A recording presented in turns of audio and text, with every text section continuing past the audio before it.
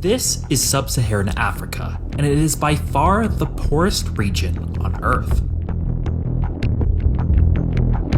Its history is plagued with the slave trade. It was brutally carved up and colonized by the European powers, and when independence finally occurred, most countries were taken over by strongman dictators that not only maintained colonial systems of exploitation, but expanded them. This set the stage for a region defined by its political instability, corruption, and poverty.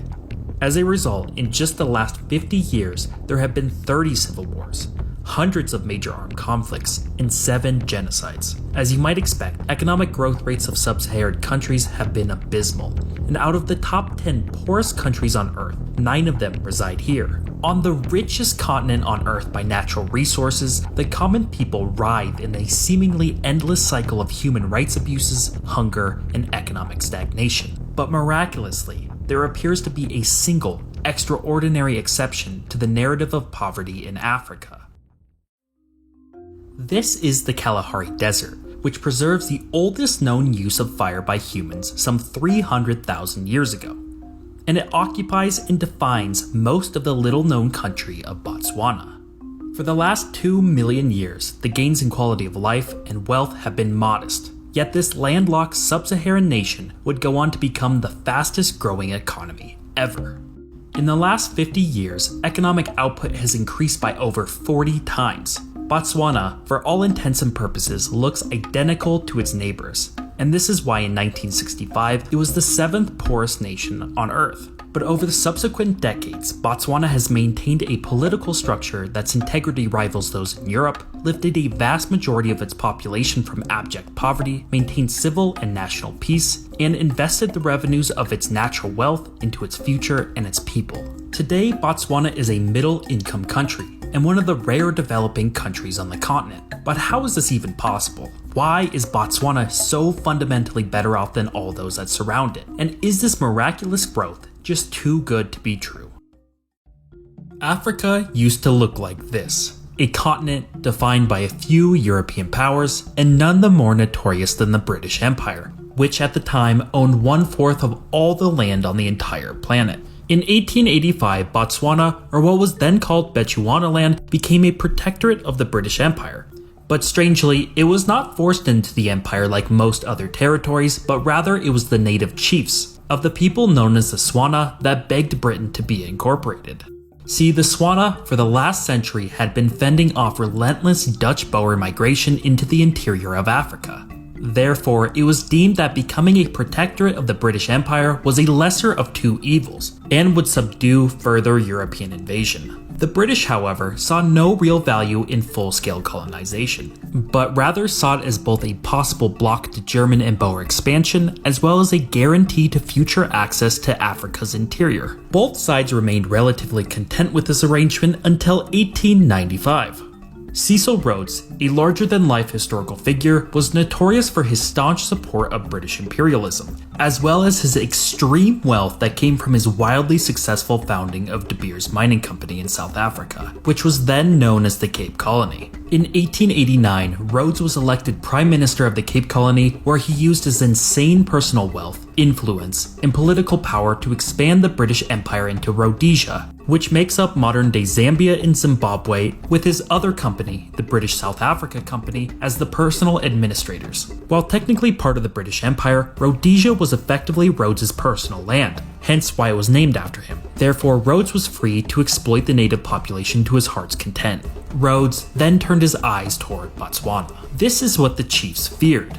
They knew that rule by Rhodes would cause devastation and extreme exploitation like it had in Rhodesia. This is why on September 6, 1895, 3 out of the 8 Swana chiefs docked off the southern coast of England. Their mission was simple. They wanted to save their lands by being incorporated under direct control of the crown rather than being personal property of Cecil Rhodes. The chiefs spoke all over England, drumming up popular support for their incorporation into the empire. This was at the same time that Rhodes carried out an armed assault on the Boer Republic of Transvaal, despite the strong objections from the English government.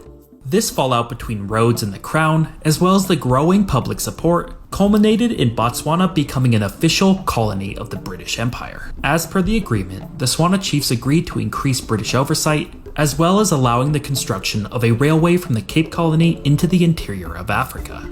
However, the Tswana chiefs were to rule their people largely the same as they had before, since the British did not see Botswana's land of much use other than as a glorified railway. Intervention and thus significant colonial exploitation never really affected Botswana. From shielding themselves from any further colonial exploitation, the Tswana chiefs had protected something incredibly important: their unique system of governing themselves. The chiefs ruled the land under this motto, which translates roughly to "the king is the king by grace of the people."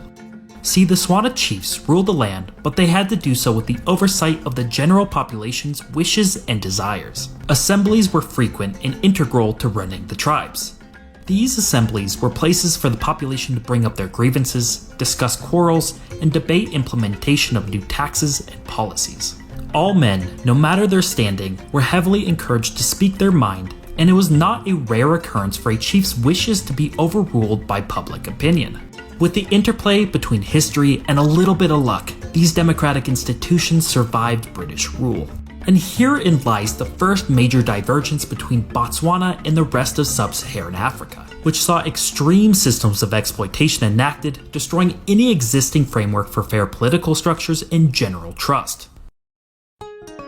When Botswana gained independence in 1966, even with a lack of heavy colonial exploitation, it was still the 7th poorest nation on Earth. It only had 12 kilometers of paved roads, only 22 people had ever graduated from university, most of the country is arid desert, and only 14% is suitable for agriculture. Its lack of navigable rivers or access to the ocean made transportation costs high, and to make matters even worse, it was surrounded on almost all sides by nations which were actively hostile toward independent African countries run by blacks. On paper, Botswana was the perfect candidate for a poor nation. Yet it would go on to be the fastest growing economy in the world ever, and have the highest per capita income of any sub-Saharan nation. But how?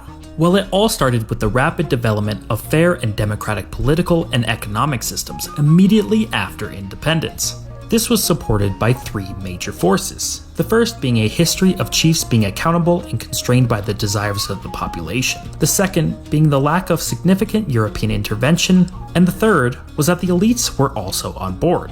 By 1965, Botswana's economy was dominated by cattle farming, which was almost entirely run by the chiefs themselves and a small group of wealthy farmers. Therefore, at the outbreak of independence, it was in their interest for strong and reliable property rights to be established, a key cornerstone in any successful modern economy. These factors served as the backbone for the possibility for post-colonial success, but ultimately it came down to luck of having a great first president.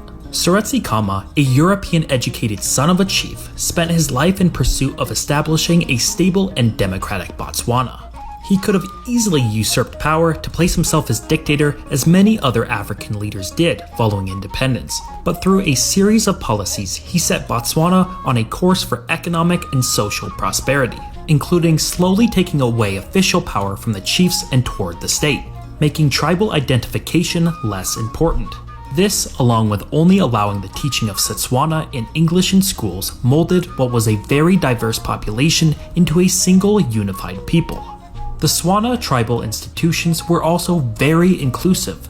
All of these factors allowed Botswana to largely avoid the extreme ethnic, tribal, and cultural problems that have plagued Africa for centuries. All these factors coincided with Botswana being able to enact strong and secure systems of democracy immediately after independence. And then it happened.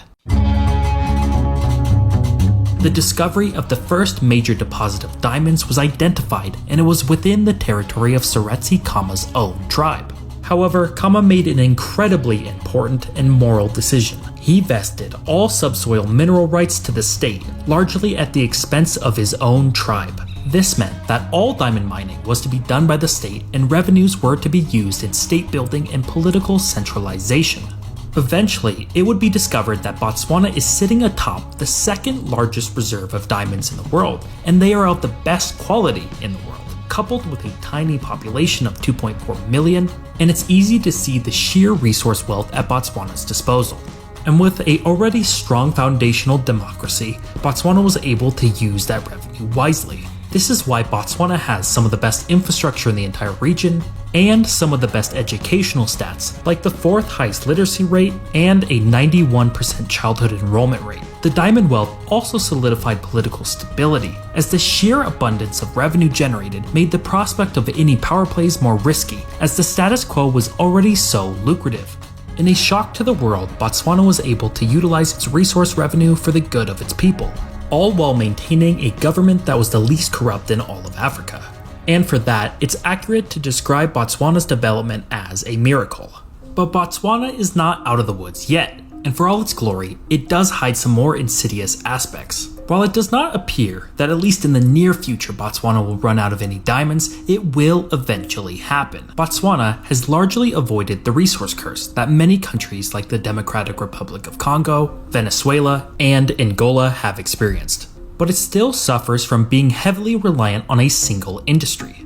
89% of exports are diamonds. 25% of GDP is diamond mining, 50% of government revenue, and almost all growth has been from expanding and utilizing diamond profits. This is a serious problem and one that is not easily fixed. Multiple attempts in the last 20 years to expand other avenues of economic expansion have been pursued with little to no results. It's just not economically or politically advantageous to try and wean off the morphine drip that diamonds have provided in the short term. Botswana's economy is like a massive cargo ship. It's able to turn and avoid things, but only if it's able to start that turn well before the potential danger. In this case, that turn represents a transition to a more sustainable economic growth model by investing into a more productive manufacturing and service industry. But that relies on foregoing short-term prosperity, which is extremely hard to enact in any democracy. And this is not the only problem. With massive wealth in a single industry, it's natural for that wealth to accumulate to only a small percentage of the population. While most of Botswana lives better than the average sub-Saharan citizen, there is still a huge percentage of the population that lives in poverty. In fact, while not perfect, studies into the matter of inequality have placed Botswana near the top of the list. This is mostly due to the fact that income growth has largely been enjoyed by those in the mining or government sectors only. 65% of the economy is service related, which may appear good on the surface. However, these services are defined by low productive business activities that don't have the potential for significant growth or employment. Botswana is a major success by the standards of its region. It has amazed the world with its record-breaking growth, its institutional stability, and its fantastic management of mineral wealth. But it has yet to make the final transition to a sustainable economic growth model, and it still has major room to work on at a societal level. However, the story of Botswana's economy underlines the importance of interplays between history, luck, and institutions in defining the prosperity of nations.